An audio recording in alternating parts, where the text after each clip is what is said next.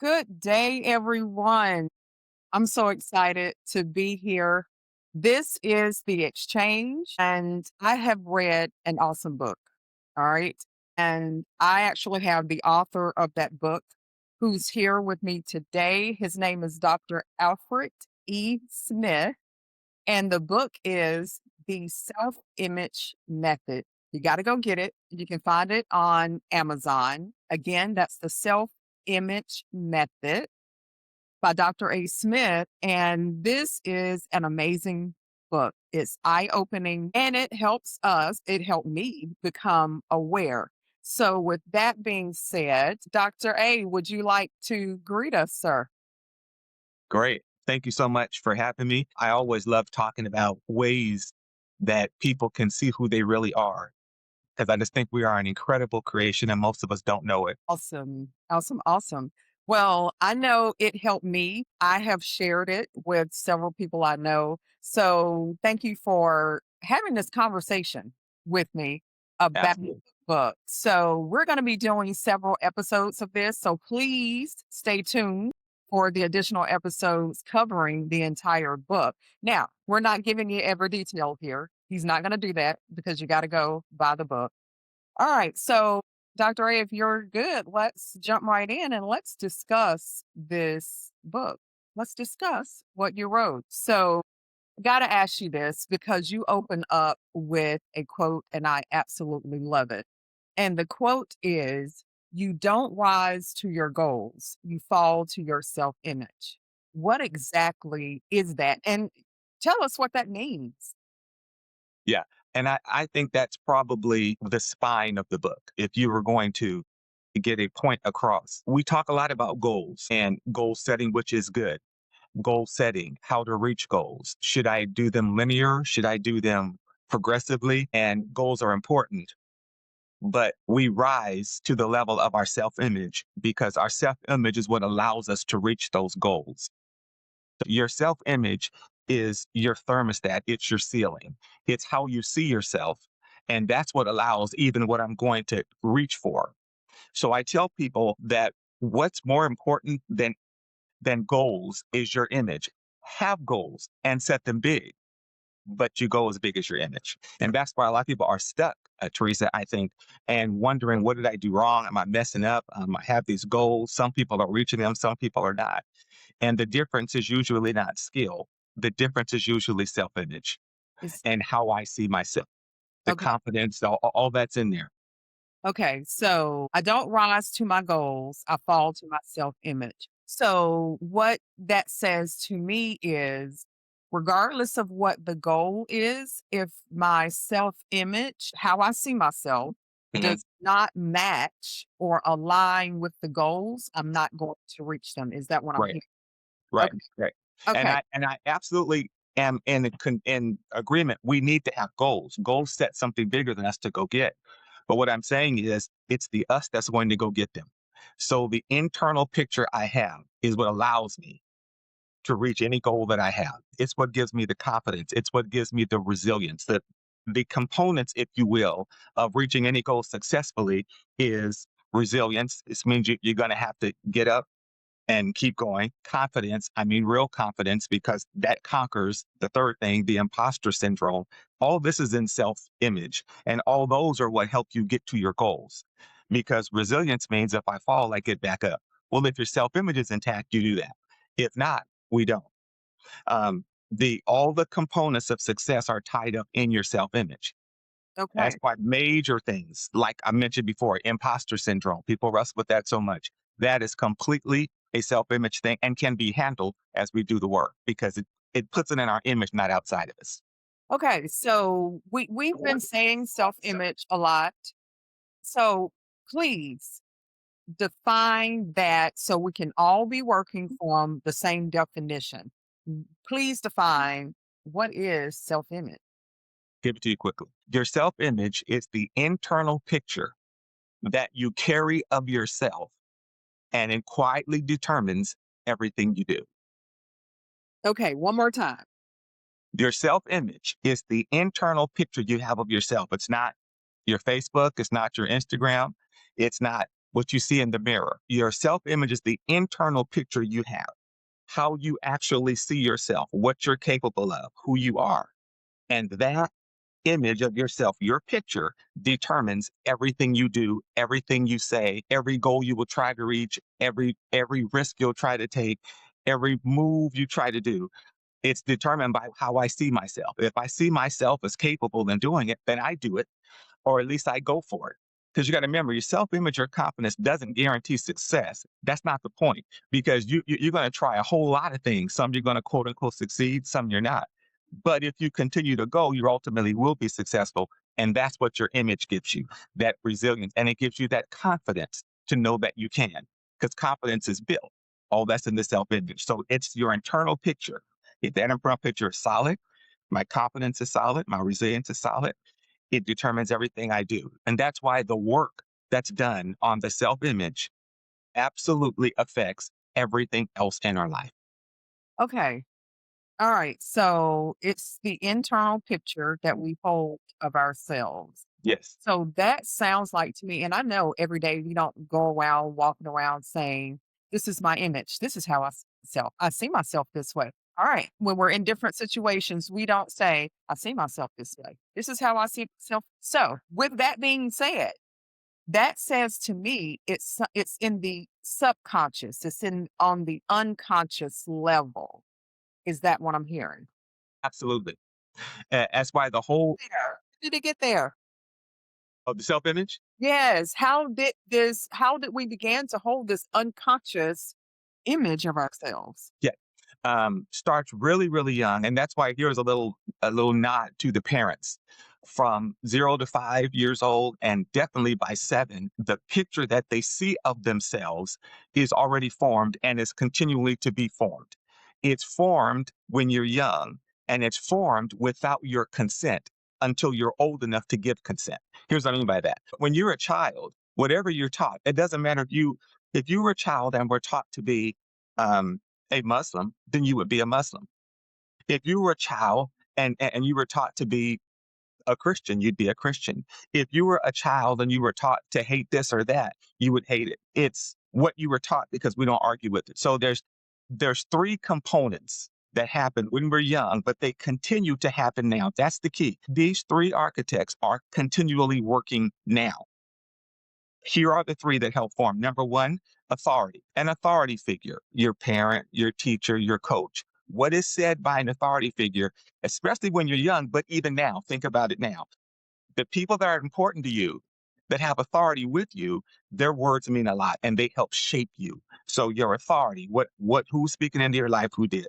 Secondly, repetition. Whatever is done over and over and over and over again, it doesn't matter if it's good, doesn't matter if it's bad, but if it's done over and over, or said over and over, or understood over and over, or punished or rewarded over and over, it becomes part of the image. Our image learns this is what's good or this is what's bad.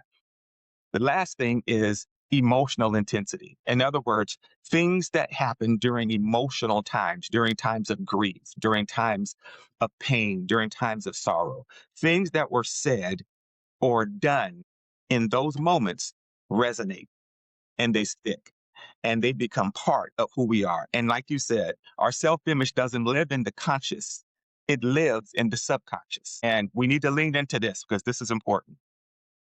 Until we make the subconscious conscious, it will rule our life and we'll call it fate. I didn't make that quote up. Wait a minute. Okay, one more time. Say it for Yeah. Oh, it did that to me when I first heard it. Look, until you make the subconscious, in other words, what do I think about myself? How did I come to this belief? Why am I limiting myself here? I hear people say things like, oh, that's not things we do. We don't go over there. We don't have that kind of money. We're not over. That right there, something was told to you and you're repeating it that. You're saying that. You're saying it that when and becomes part of our subconscious. But like you said, you don't say it all the time, but you think it. But until we make that subconscious conscious, meaning I bring it up, and that's the first step in our self image method. We'll get to later. We bring it up into our conscious and look at it. Anything you bring to the light changes immediately. Make that until you do that, it'll rule your life and you'll call it fate. You'll just say it's who I am. It's not fate. It's your subconscious ruling what's going on. So until we make that conscious, and that's where the work is, that's where the glorious work is, that's where the great work is. And it's when you start to look at who is the authority, what, and we have things to help you walk through that. We'll talk about that. Some things you can get to help you walk through that along with the book. So yeah, did I answer your question? It did. It did. Absolutely. So, and you talk about this in chapter one. Chapter one is titled See the Real You. So, we don't go around acknowledging this on the conscious level. But at some point, we really do need to become aware of how we see ourselves. Because, yes, go ahead. Every day that I live, everything that I'm doing right now is based out of my self image. It's extremely important because if I want to change my direction, if I want to change my level, I have to change my image first. You never change level. The image is what changes your level because when I see myself at that level, then I can go. If I don't see myself at that level first, we call that the imposter syndrome. When I'm at a place and I don't think I should be here, that's an image thing. Who told you you shouldn't be here? Who told you that Live a it's lot an of image? our everyday lives that way, though. Yes, and that's why when you start to really see and start to because there's ways to upgrade and become that image you want to do or whatever's area because a lot of us have areas in our life that we just haven't looked at that are painting are the pictures of how we see ourselves and directing what we're doing. So, and that's why I mentioned before when we talk about those three things, the authority, those things are still happening now. The age you are now, who is the authority in your life? Or who are the people you're hanging around? And ultimately, and here's what we're going to get, and that's also in our self image method. You need to become your own final authority so that you're coaching yourself.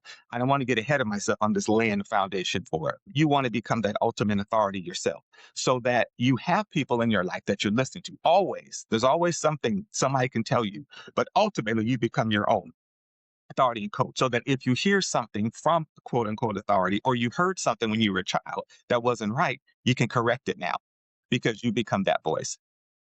You follow what I'm saying? Absolutely. Yeah. It's the same thing with we're talking about repetition or we're talking about emotional intensity. But the key is slowing down and looking at that because any study will tell you that that precedes our self-image, our inner picture that call it different things. An inner picture, self-image, the picture within, all those things we now know that is the key factor in any not just successful venture business, but successful relationships, successful children, child raising. It's still the basis because that's how we go through life. And that's what determines if I'm going to be that person that reaches that goal. And Awesome. that's why it's important, if nothing else, to understand that the reason it's important is because what you were saying earlier, and I want to go back to that because we talked a while about how, and the book is the book, but to me, it's the book is a movement to me. It's a drive to get people back to understand that's where the key is. And when you talk to anybody or see anybody successful on the outside, if you see whoever it is, millionaires, billionaires, whoever it is, or a person, they don't have to be even super rich, but somebody you really respect, it's going to be here. It's going to be their image. You talk to them, their image is going to be at a certain place that allowed that and allowed all the failures along the way. Mhm. Mhm. That's all image. But we never talk about that. And that's why we're going to talk about it. All right. I love this. I love this. So you pretty much we've taken this episode to just kind of pique the interest, get some interest in it because it's a lot to this and there is no way we can cover it in one episode. So basically, we talked a little bit about chapter one, which is see the real you, looking at the real you. And here's the thing well, I'm going to ask this question and then we're going to wrap it up. But one last question for you. How do we know we need to change or hold a different picture of ourselves? Where does that even come from? How do I could think that I'm okay the way that I am. So real quick, how can we do that? How do I know I need to change or Okay. readjust my image? That's a great question because going in, my goal is for you to see your self-image. If it needs to be upgraded in any area or some areas of our life, see, most of us have some area of our life that we want to change. But the biggest thing for me is looking at it. I'm not even advocating that you have a problem. I'm saying look at it and then let's go from good to great. See, there's two thought processes. One is that people are in trouble. They're that you know that we're in trouble, we're negative, and we need to bring you back up to zero. That's what basic psychology does. Like the assumption is that people are messed up, and sometimes they are, and you help get them back to normal. What we do is we look at people like yourself, like myself, and say, you're doing fine, but how do we go from good to great? And if you are in trouble and my image and my picture is all messed up, how do we get you from there to here? And it's still the same road. It's walking. This is why we put together this self-image method. And it is on purpose and for a purpose. The first four letters of the method spell self, SELF, and that deals with your mind. It deals with the inside of yourself. The last five rather, that spell image deal with your actions, deal with how to put this mindset into action so that your image gets solidified. So what I would say is for those of us who are struggling in the self-image, like I see myself horribly, I don't think I'm capable of anything, then this is absolutely going to get you there. But for those who are at a place, but they are feel a bit stuck, or they feel like, why haven't I got the next level, although I see it? Or then that book is for them as well. Or if you're like, I need to look at the picture because I've just never looked at my picture. And I can tell you that there are some great things in there that you learned and heard that are a part of you. And there's some things that were part of you and they were good for a time. I can guarantee you there are some things that need to be removed. Not because they're bad now, not because they were bad then, but because they're not necessary now. And so that's why you want to look at it. Some of us know, man, I went through that season where I struggled really bad. We'll talk about that on another session because this book didn't come out of my head, it came out of my heart and life. And it poured out of me after a long period of time of going through some stuff. So there is that part of it. But is also the part that people saying, "Oh, I'm cool, I'm good," but I want to look at this because I want to know what is actually driving me, and I want to know how to upgrade it, and I want to become the person I want to be. Because what I want to do in self image is we try to teach how to become the person you want to be, not just talk about that person, not just because that person is you in the future, and we talk about how to get there. What we did here today was talk about you don't rise to your goals, you fall to your self image. We define self image as the inner picture that we hold of ourselves. And we know that the architecture of the self image is the authority figure. Who's speaking into you? Who are you believing? Who's influencing you? It's repetition. It gets in there repeatedly over and over and over. And then emotional intensity. When we feel something, it has a better penetration. It has better penetration and it sticks. All right, Dr. A, I really appreciate you talking with me about your book and doing these sessions. So, again, this is The Exchange. We are here talking about the self image method by Dr. Alfred Smith. And please stay tuned for the next episode. We'll dig more into chapter one and maybe into chapter two, depending, but just stay tuned and you won't miss a thing. Thank you, sir. Thank you. See you next time. Glad to have you.